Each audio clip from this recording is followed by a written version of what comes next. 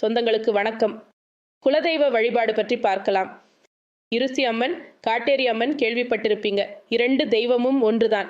வட தமிழ்நாட்டைச் சேர்ந்த குறிப்பா வேலூர், திருவண்ணாமலை, விழுப்புரம், காஞ்சிபுரம், கடலூர், நாகப்பட்டினம், புதுச்சேரி, சென்னை ஆகிய ஊர்களில் இந்த காட்டேரியை குலதெய்வமாய் கொண்டவர்கள் நிறைய பேர் இருக்கின்றனர். கருப்பு உருவம், கருப்பு நிற உடைகள், வெளித்தள்ளிய நாக்கு, ரத்தம் தோய்ந்த உதடுகள், கோரை பற்கள், தலைவிரி கோலம், கையில் முறம், துடைப்பம் வைத்து இருக்கும் கோலமே காட்டேரி அம்மன்.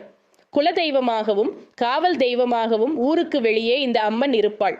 பெரும்பாலும் கோவில் எதுவும் இருக்காது. அப்படியே இருந்தாலும் ஊருக்கு ஒதுக்குப்புறமான குளத்தடி, ஆற்றங்கரையோர மரத்தடியில் சிலை உருவமாக இல்லாமல் கல்லை அம்மனாய் நினைத்து வழிபடுவர்.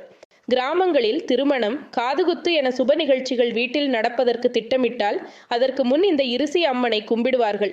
இரவு நேரத்தில் பெண்கள் மட்டும் வழிபாடு செய்வார்கள். இதில் ஆண்கள் கலந்து கொள்ள மாட்டார்கள்.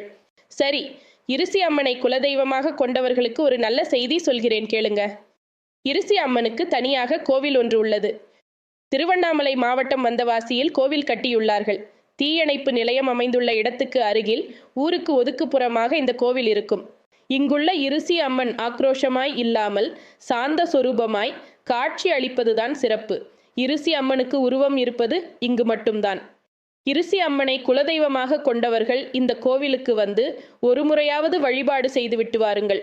பட்ட கஷ்டங்கள் ஒழியும், நல்லதே இனி நடக்கும். இந்த தகவல் உங்களுக்கு பயனுள்ளதாக இருக்கும்னு நினைக்கிறேன். நன்றி.